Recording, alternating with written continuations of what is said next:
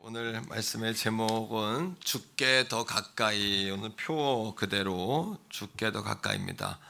여러분, 영국에 옥스퍼드 대학하고 캠브리지 대학이 있는데, 옥스퍼드 대학은 우리나라의 연세대학 같은 느낌이고요, 또 캠브리지 대학은 고려대 같은 느낌이에요. 그래서 연고전처럼 옥스퍼드와 캠브리지는 늘 라이벌 관계입니다. 그래서 서로가 서로의 도서관을 못 쓰게 하고, 옥스퍼드 대학에는 캠브리지 대학 도서가 없고 캠브리지 대학에는 옥스퍼드 대학 도서가 없는 그 라이벌인데, 그 캠브리지 대학에 C.S. 루이스라는 교수가 있었는데, 이분은 목사님이 아니고 신학자였고 일반 교수였는데, 이분이 아주 기독교 변증학 교수로서 아주 굉장히 유명합니다. 그래서 우리가 잘 아는 나니아 연대기, 반지의 제왕 이런 글을 썼고요.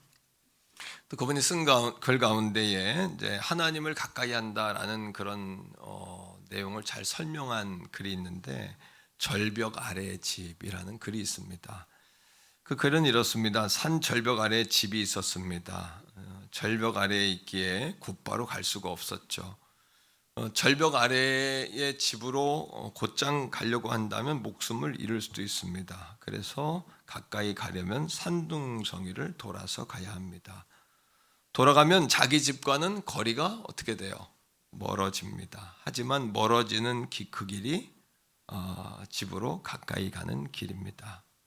하나님을 가까이 나아간다는 하나님께 가까이 나아간다는 것은 단순히 거리의 문제가 아닙니다. 거리는 가까워도 마음이 다른 곳에 있다면 그것은 멀리 떨어져 있는 것이죠.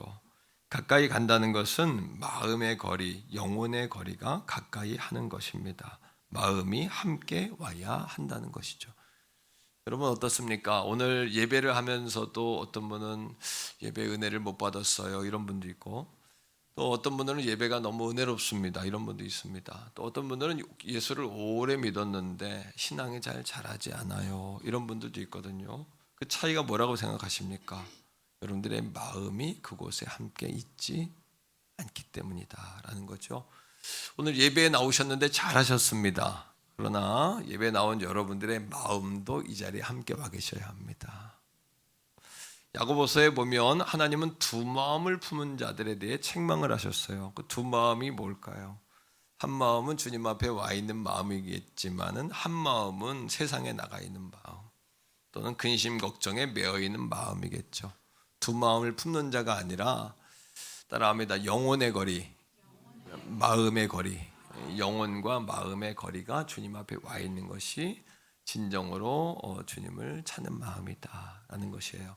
그 마음으로 2024년 달려갈 때에 저도 여러분도 승리할 줄 믿습니다.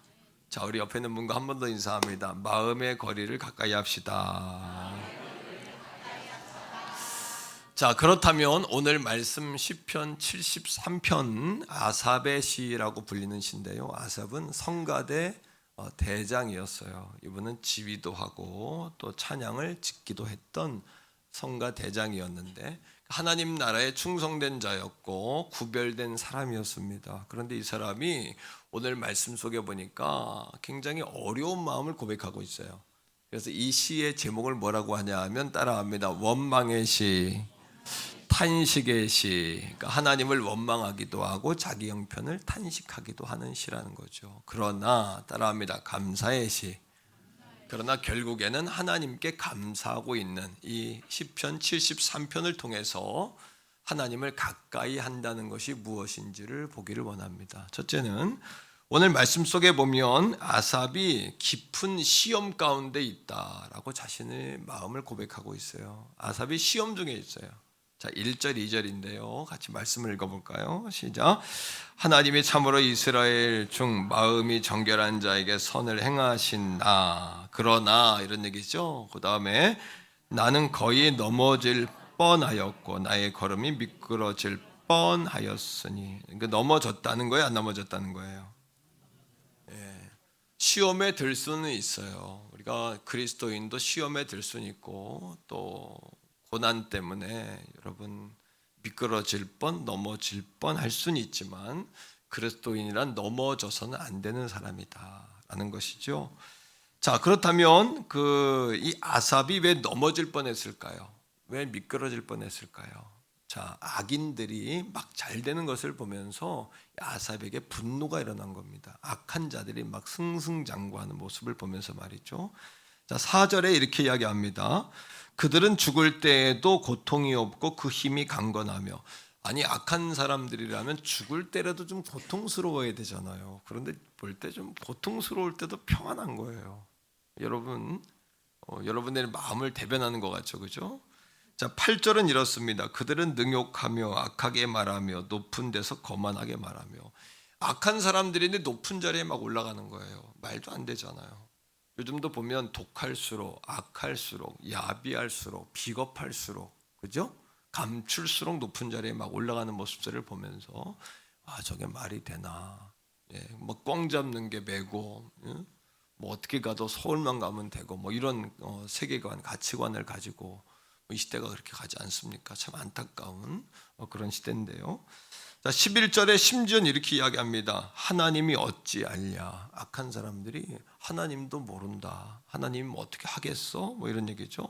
지존자에게 지식이 있으랴 하는도다. 하나님이 눈에 보이지 않는데 어쩔 거야. 하나님이 지식이 있어? 뭐 이런 얘기를 막 서슴지 않고 하는 거예요.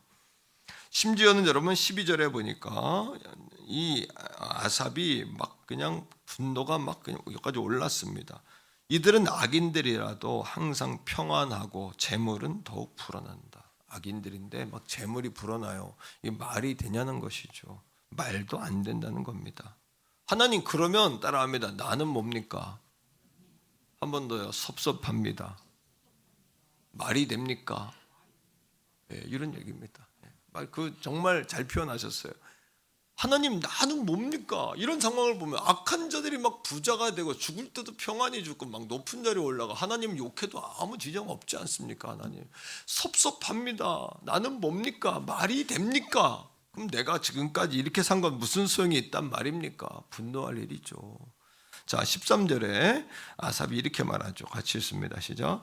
내가 내 마음을 깨끗하게 하며 내 손을 씻어 무죄하다 할 것이 실로 헛됩니다. 하나님 섭섭합니다. 내 마음이 어둡습니다. 악한 자들을 볼수록 분노가 치밀어 오릅니다.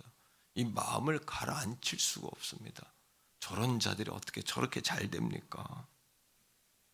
그랬던 아삽이었는데 그가 하나님 앞에 서보니 이 문제의 실상을 알게 되었다. 이렇게 노래하고 있는 거예요. 자, 17절 한번 봅시다. 17절. 자, 아삽이 이렇게 이야기합니다. 읽습니다. 시작. 하나님의 성소에 들어갈 때야 그의 종말을 내가 깨달았나이다. 여러분, 하나님의 어디예요? 성소에 뭐 할 때? 들어갈 때가 아니라 이렇게 이야기해. 들어갈 때야. 그러니까 아삽은 그동안에 그들을 보면서 불평했던 거예요. 사람들을 찾아가 뭐 한 거예요? 비방했던 거예요. 비판하고 비방하고 여러분 원망한 거예요. 하나님을 막 원망했던 거예요. 하나님은 찾아가지 않고 사람들에게 막 그런 이야기를 떠드는 거예요. 막 정신없이 막 어떻게 보면 여러분 미친 사람처럼 막 주절주절하면서 혼자 중얼중얼할 때도 있죠. 너무 속상하면 이럴 수 있어. 너무 섭섭해. 나한테 왜 이래? 하나님 정말 살아계신 건 맞아? 부모 잘못이야. 막 이런 얘기가 막 나올 때가 있잖아요. 그런데 그렇게 막 분노하고 떠들다가 하나님의 성소에 마침내는 가게 된 거예요. 들어갈 때야 무슨 이야기일까요? 성소에 괜히 들어갔겠습니까? 그 문제를 가지고 누구에게? 하나님께 나아갔다는 이야기죠. 그 문제를 가지고 하나님께 나갔어요. 기도했어요. 물었어요. 그리고 그제야 그들의 종말을 자신이 보았다라고 이야기한 겁니다. 그들의 종말만 보았을까요? 자기 자신의 모습도 보았어요. 아, 내가 왜 이렇게 흥분했지? 따라합니다. 내가 왜 이렇게 분노하고 있지? 한 번 더 해요. 내가 이렇게 왜 오버하지? 한 번 더 이러지 않아도 되잖아? 이럴 때 있죠. 내가 막 분노했는데 뒤돌아보면 내가 왜 이러지? 내가 이렇게 분노할 거 아니잖아. 내가 지금 이렇게 오버하고 있지? 내가 이렇게까지 할 거 아닌데? 이렇게 하려고 시작했던 일이 아니었는데? 그렇게 자신을 본 거죠. 예, 뭘 봤을까요? 자신의 그 불평과 섭섭함과 안타까움과 답답함이 악인들의 잘됨 때문이 아니라 그들을 향한 부러운 마음 때문이었다는 거예요. 막 부러웠어요. 그들이 잘 되는 게, 높아지는 게. 그리고 자기도 다 하나님 섬기는 거, 주 앞에 의를 행하는 거 다 내려놓고 그들이 사는 방법대로 살고 싶었던 거예요. 그런 부러운 마음이 그에게 충만했던 거예요. 어떻게 하냐고요? 3절에 아삽이 그렇게 말하고 있어요. 3절입니다. 자, 읽습니다. 시작. 이는 내가 악인의 형통함을 보고 오만한 자를 뭐했다? 질투한 거예요. 질투. 그들과 자신을 비교한 거예요. 사랑하는 성도 여러분, 질투에는 두 가지 질투가 있어요. 선한 질투가 있고 소모적인 질투가 있어요. 따라합니다. 선한 질투, 소모적인 질투. 우리가 질투를 하는 것은 나쁜 게 아니에요. 그러나 선한 질투, 선한 경주를 하셔야 돼요. 선한 경주. 자, 이런 겁니다. 여러분, 소모적인 질투는 이런 겁니다. 부러움입니다. 그냥 부러움이에요. 예, 그래서 그를 시기해요. 잘 되는 사람을 시기하고 부러워해요. 그러면 그냥 에너지는 계속해서 빠져나가는 거예요. 그리고 우리가 그것 때문에 힘이 빠져요. 누구처럼? 아삽처럼. 그리고 섭섭함만 입으로 나와요. 하나님 뭡니까? 하나님 말이 됩니까? 그런 사람에게 인생의 열정이 주어졌을까요? 인생에 여러분 풍요가 있었을까요? 만족과 감사가 있었을까요? 그의 인생에 감동이 있었을까요? 보는 것들마다 다 뭐예요? 빨간 안경을 쓰고 있으니 모든 게 다 빨간 것으로 보였겠죠. 그렇지 않습니까? 매사가 불평이었겠죠. 일어나는 거, 반찬을 볼 때, 사람을 만날 때 저 사람은 왜 저래? 이유도 없이 자기랑 전혀 상관이 없는 사람인데 말이죠. 자, 그러나 여러분, 우리 인생 가운데 뭐예요? 정말 우리가 해야 할 거룩한 질투가 있습니다. 그게 뭘까요? 선한 질투, 선한 경쟁이에요. 어떤 거예요? 하나님, 저들이 저렇게 잘 되는데 저들은 왜 저럽니까가 아니라 하나님, 내가 하나님 앞에 더 큰 복을 얻기 원합니다.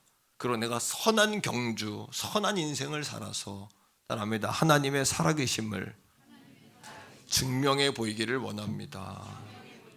이런 거룩한 목마름, 하나님의 의에 대한 불만족은 우리로 하여금 영적인 갈망을 갖게 해요. 그리고 우리로 하여금 하나님을 향해 더 나아가게 하는 것이죠.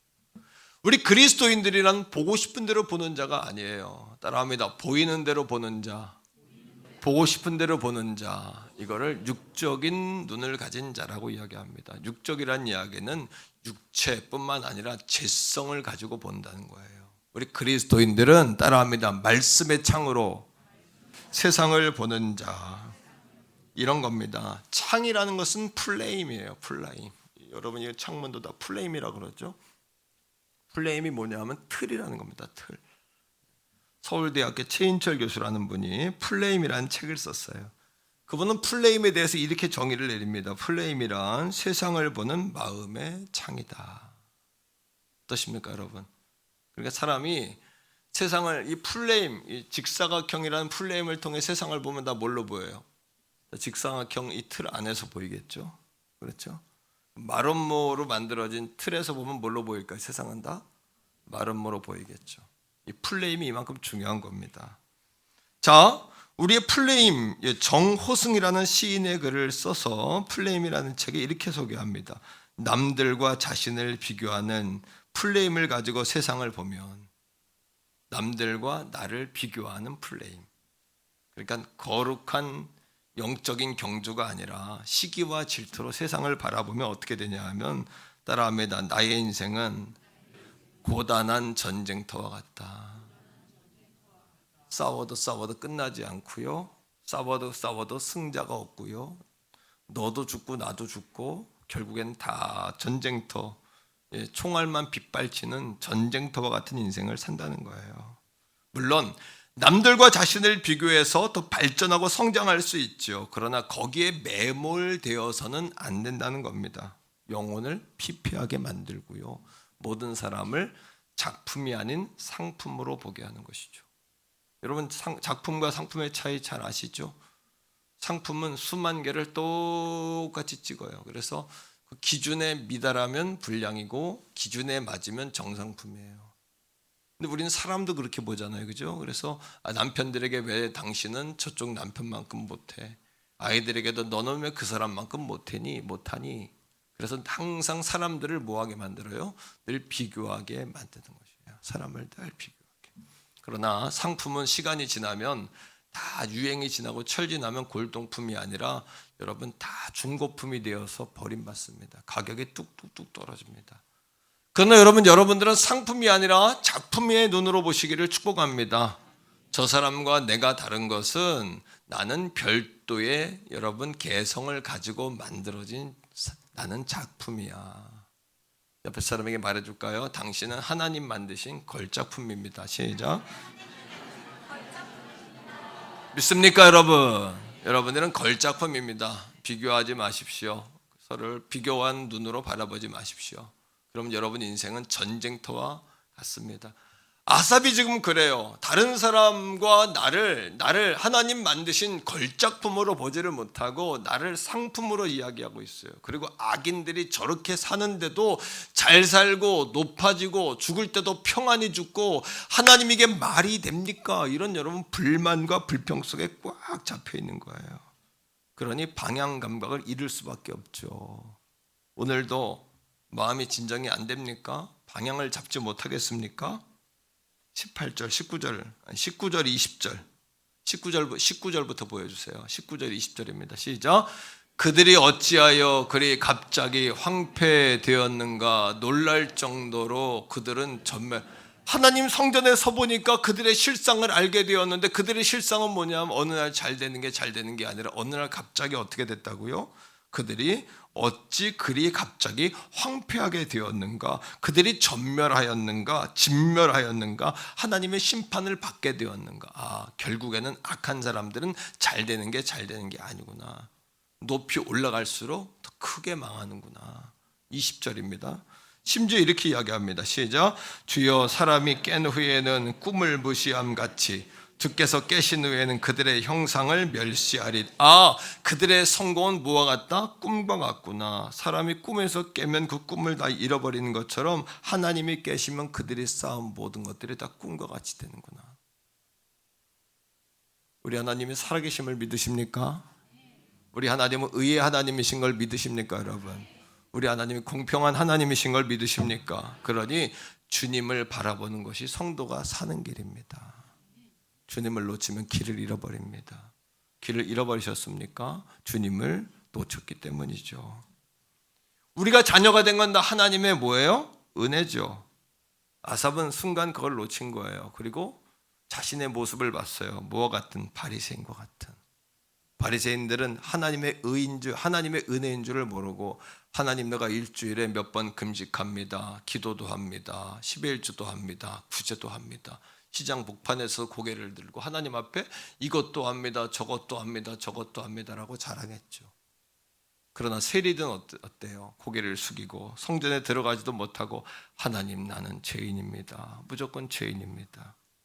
사랑하는 성도 여러분, 우리의 신앙생활에 감격이 넘치는 지점은 뭐냐 하면 내가 주님 앞에 뭔가를 했기 때문이 아니에요. 내가 누구는 안 했지만 난 했기 때문에, 내가 의롭기 때문이 아니에요. 누구랑 비교해서 내가 의롭기 때문이 아니라 모든 것이 다 하나님의 은혜구나. 이거를 깨달을 때라는 사실을 기억하시기를 주의 이름으로 간절히 축복합니다. 따라합니다. 모든 것이 하나님의 은혜구나.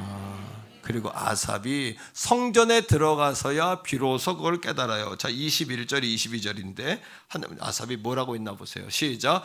내 마음이 산란하여 내 양심이 그러니까 뭐예요? 내가 왜 이러지? 이러지 않아도 됐잖아. 이럴 필요까지 없었는데 그 마음이 혼동이 되기 시작하는 거예요. 지금 자기 행동에 대해서. 그 양심이 자기 찔러오는 거예요. 네가 하나님 앞에 이렇게 떳떳해? 그렇게 떳떳하게 말할 수 있어? 하나님 은혜 아니야? 그렇게 의롭단 말이야? 여러분 자신이 그렇게 의로우십니까? 오늘 이 아침 생각해 보세요. 그렇게 여러분 불평할 정도로 의로우십니까? 여러분 그렇게 하나님 앞에 정당한 존재입니까? 그러나 아삽이 하나님 앞에 회개하기 시작하는 거죠. 회개에는 세 가지 뚜렷한 특징이 있어야 회개입니다. 첫째는 뭐냐 하면 하나님의 은혜가 아니라면 난 지옥불에 떨어져 마땅한 죄인이라는 것을 깨닫는 거예요. 하나님의 은혜 아니면 나는 아무것도 아닌 걸 깨닫는 거예요. 따라합니다. 은혜 아니면 아무것도 아닙니다. 근데 우리는 종종 자기보다 못한 사람, 자기보다 실수한 사람, 자기보다 부족한 사람을 바라보면서 그를 비난하고 비판하고 또 그로 인하여 하나님을 원망하기를 서슴지 않죠. 자, 여러분 22절의 말씀을 보세요. 자, 그러니까 이 아삽이 찬송가를 지은 찬양 대장이라 그랬잖아요. 22절 시작. 내가 이같이 우매무지함으로 주 앞에 짐승이요. 자기가 이렇게 무지하고 우매한 짐승 같은 존재다. 나는 하나님 늘 짐승 같습니다. 깨닫지도 못하고 알지도 못하는 짐승과 같습니다. 하나님의 은혜가 아니면 난 여전히 멸망할 존재입니다. 머리채를 붙잡고 흔들었겠죠? 그렇죠? 한번 고백적으로 말해요. 하나님 은혜 아니면 멸망할 존재입니다. 첫째, 회개란 자신의 처지를 정확히 보는 게 회개예요. 여전히 나는 떳떳해, 나는 당당해, 나는 잘못한 게 없어라고 말한다면 여러분 회개한 게 아니에요. 하나님을 가까이 한다는 것은 하나님 앞에 깨닫고 돌아가는 거예요. 두 번째, 회개의 두 번째 단계는 뭐냐 하면 진정한 회개는 도망치는 것이 아니라 하나님 품으로 파고드는 것이에요. 따라합니다. 진정한 회개는 도망치는 것이 아니고 하나님의 품으로 파고드는 것이다. 여러분, 아담과 하와가 에덴 동산에서 범죄했어요. 범죄했으면 뭐 해야 돼요? 자신들이 잘못한 거 알았어요? 몰랐어요? 알았어요. 왜? 몸이 벗은 걸 보고 부끄러웠어요. 그 다음 뭐 했어야 돼요? 하나님의 무릎을 꿇던지 하나님 앞에 달려갔어야 돼요. 그런데 뭐부터 합니까? 자신을 가리고 숨는 거예요. 이게 죄성이에요. 숨는 거, 피하는 거, 도망가는 거, 떠나는 거. 이게 죄성입니다. 여러분, 전도하면 종종 그런 이야기 많이 듣죠. 전도하면 목사님, 내가 죄가 많아서 교회 나갈 수 없어요. 그건 자신이 죄인임은 깨달았지만 뭐 하진 않은 거예요? 회개하진 않은 거예요. 그러니까 하나님을 가까이 할 수 없는 거예요. 진정한 회개란 따라합니다. 하나님의 가슴으로 파고드는 것이다. 하나님의 품으로 파고드는 것이에요. 진정한 회개는 자신이 죄를 지은 대상에게 돌아가서 그 사람의 마음을 푸는 거예요. 진정한 회개는 내가 잘못했구나 깨닫는 것이 아니에요. 진정한 회개는 내가 잘못했구나, 그렇다면 내가 죄를 지은 대상에게 찾아가서 그 사람의 마음을 풀어주는 것까지가 진정한 회개라는 사실을 깨닫게 되시길 바랍니다. 그러니까 우리가 말씀을 듣고도 내가 그렇구나, 그랬구나, 이걸 은혜로 생각하시면 안 돼요. 그랬구나 라고 생각하는 순간 주어가 나에게서 주님으로 바뀌죠. 나에게서 당신으로 바뀌죠. 그러면 주어에 의해서 행동이 바뀌셔야 돼요. 한 번 더요. 진정한 회개란 내가 죄를 지은 자에게 찾아가서 화해하는 것이다. 이게 진정한 회개의 특징이에요. 그러니까 아삽이 뭐라고 이야기합니까? 23절에 이렇게 이야기합니다. 시작. 내가 항상 누구와 이겁니다. 불평도 하고 불만도 하고 원망도 하고 미끄러질 뻔도 하고 넘어질 뻔도 했지만 내가 항상 주님과 함께합니다. 그 다음 시작. 주께서 내 오른손을, 하나님은 우리가 하나님 앞에 달려가면 외면치 않으시는 분이에요. 오늘도 그 하나님 우리를 붙잡아 주시는 분인 줄로 믿습니다. 세 번째 특징은 회개했다면, 그의 마음을 풀어줬다면 그의 말을 따르는 것이 회개입니다. 그의 말을 따르는 것이, 여기까지 이 단계, 이 지점까지 나아가야 진정한 회개의 단계가 되는 것이죠. 결론입니다. 2024년 하나님을 가까이 하는 것이 내가 살 길입니다. 우리의 살 길입니다. 믿습니까 여러분? 주를 가까이 하는 것이 살 길입니다. 자, 28절을 읽어보세요. 여기 세 가지 단락으로 끊어집니다. 시작. 하나님께 가까이 함이 내게 복이라. 내가 주 여호와를 나의 피난처로 삼아 주의 모든 행적을 전파하리이다. 첫 번째 단락, 하나님께 가까이 함이 내게 복이라. 하나님을 가까이 한다는 게 뭘까요? 하나님을 가까이 하려면 내가 죽고 예수와 함께 살아야 돼요. 예수님의 십자가에 내가 함께 못 박혀야 돼요. 과거 새로운 2024년은 해가 달력이 바뀌었다 오는 게 아니라 내 영이 바뀌어야 돼요. 내 자아가 달라져야 돼요. 내가 주인 삼은 거 내려놓고 내 자아가 죽고 예수의 영이 내 안에 나를 주장하셔야 돼요. 진정한 예배자로 쓰셔야 돼요. 이게 진정한 예배의 정의예요. 따라합니다. 나는 죽고 예수와 함께 살았는가? 내가 죽었는가? 하나님을 가까이 하려면 내가 죽어야 돼요. 여전히 아삽처럼 섭섭합니다. 이럴 수 있습니까? 말도 안 됩니다. 나는 뭡니까? 잃어버리면 하나님 가까이 못해. 이걸 내려놔야 주님께 나갈 수 있다는 거예요. 두 번째, 내가 주 여호와를 나의 피난처로 삼았대요. 이건 뭘까요? 예수와 함께 십자가에 죽었다면 두 번째 질문은 내가 예수와 함께 살았는가? 따라합니다. 내가 예수와 함께 살았는가? 예수님께 피하는 자는 삽니다. 예수님은 피난처이십니다. 예수는 피난처이십니다. 그럼에도 불구하고 우리가 부활의 삶을 경험하는 거예요. 다시 태어나는 거예요. 감사도 부활, 사랑도 부활, 기쁨도 부활이에요. 항상 기뻐하십시오. 쉬지 말고 기도하십시오. 범사에 감사하십시오. 예수님 안에 있는 우리를 향하신 하나님의 뜻입니다. 성령을 소멸하지 마십시오. 예언의 말씀을 멸시하지 마십시오.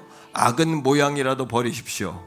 그거 어떻게 이게 됩니까? 하려고 한다고 되는 게 아니죠. 예수와 함께 죽고 예수와 함께 살아야죠. 세 번째, 여러분 주의 모든 행적을 전파한대요. 이게 무슨 얘기일까요? 따라합니다. 내가 예수와 함께 살리고 있는가? 바른 말이 사람을 살리지 않습니다. 여러분, 바른 말이 아니라 은혜의 말 하셔야 합니다. 선한 말을 하셔야 합니다. 따라합니다. 바른 말이 아니라 선한 말을 하자. 바른 말은 절대 사람 못 살립니다. 사실을 말해가지고는 살릴 수 없습니다. 덕이 되는 말, 선한 말, 물의 말을 하셔야 합니다. 물의 말, 씻어주고 시원하게 하고 살리는 말 하셔야 합니다. 사람은 불의 말 가지고 살리는 게 아니에요. 죽습니다. 불의 말 자꾸 하면 다 죽어야죠. 여러분, 사실을 말하면 오늘 여기서 살아있어야 될 사람이 있을까요? 다 뭐 했어야 돼? 우린요 이미 다 죽었어야죠. 죽어 마땅하죠. 그러니까 사람들이 죽는 거예요. 자살을 그래서 하는 거예요. 절대 여러분 그러고 후회합니다. 물의 말 하셔야 되고 살리는 말, 선한 말 하셔야 돼요. 따라합시다. 바른 말이 아니라 선한 말을 하자. 살리는 말, 살리는 말. 예수의 이름으로 살리시기를 축복합니다. 여러분은 한 그루의 사과나무가 또 한 그루의 사과나무를 심는 거예요. 생명이 생명을 낳는 거예요. 2024년에 주께 가까이 한다는 것은 예배자요. 우리가 뭐예요? 주님을 피난처로 삼는 기도자요. 그리고 주님의 살아계심을 증명하는 전도자로 사는 거예요. 여러분, 미국의 최초의 선교사님이 누구냐면 과거 버마 있죠. 버마에 선교를 나간 미국의 최초의 선교사는 아도니람 저드슨이라는 선교사예요. 아도니람 저드슨. 이분이 거기에 버마였으니까 버마와 미국이 전쟁이 났어요. 그러니까 이 아도니람이라는 선교사가 첩자로 몰렸어요. 스파이로. 그래서 감옥에 끌려 들어갔어요. 자기는 복음을 전하러 온 선교사다 아무리 이야기해도 이 버마 사람들이 인정을 안 해요. 그리고 이 아도니람을 어떻게 고문하냐면 거꾸로 매달아가지고 인분 있죠? 인분, 오물 통에 집어넣는 거예요. 사람을 거꾸로. 그래서 올려요. 이걸로 고문을 해요. 사람을. 자기는 첩자가 아니라 선교사니까 자기는 미셔너리다. 자기는 선교사다. 계속 그 얘기를 하는 거예요. 결국 버마에서 그의 아내가 죽었어요. 아들이 죽었어요. 아내와 아들 둘 다 죽었어요. 선교지에서. 이 일로 인해서 아도니람이 정신적으로 쇼크를 먹었어요. 그래서 미국으로 돌아와서 한동안 이 충격을 극복하지 못하고 폐인처럼 살았어요. 선교사가. 여러분, 이런 일을 생각하면 우리는 어떤 생각이 들어요? 하나님, 도대체 이게 말이 됩니까? 섭섭합니다. 이게 뭡니까? 이 하나님의 거룩한 종, 선한 종, 그가 잘못한 게 뭐가 있습니까? 왜 그에게 이런 고통스러운 결과를 안겨줍니까? 우리 이렇게 항의하게 되죠. 그러나 그의 아들 에드워드 저드슨이 거꾸로 된 리더십이라는 책에서 그 아버지의 삶의 결과에 대해서 이렇게 말하고 있어요. 에드워드 저드슨이 목사님이 됐어요. 교회를 개척하고 놀랍게 부흥을 이뤘어요. 그리고 거꾸로 따라합니다. 거꾸로 된 리더십. 세상은 거꾸로, 세상에 바라보는 것과 거꾸로 가는 거예요. 진짜는 하나님의 역사는 거꾸로예요. 세상 길 가면서 하나님 뜻대로 살려고 할 수 없어요. 하나님의 역사는 마침내 승리하는 길이에요. 자, 그 글을 들어보세요. 우리가 고통 없이 성공했다면 그것은 다른 사람이 우리 앞에 먼저 고통을 받았기 때문이다. 우리가 성공 없이 지금 고통받고 있다면 아마 우리 뒤에 다른 사람이 성공을 거둘 것이기 때문이다. 여러분들의 고통 때문에 자손들이 성공을 거둘 거예요.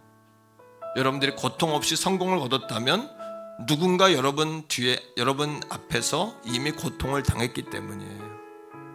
이게 에드워드 저드슨이 자기의 자서전적 글에서 이렇게 쓴 거예요. 한 번 더 읽습니다.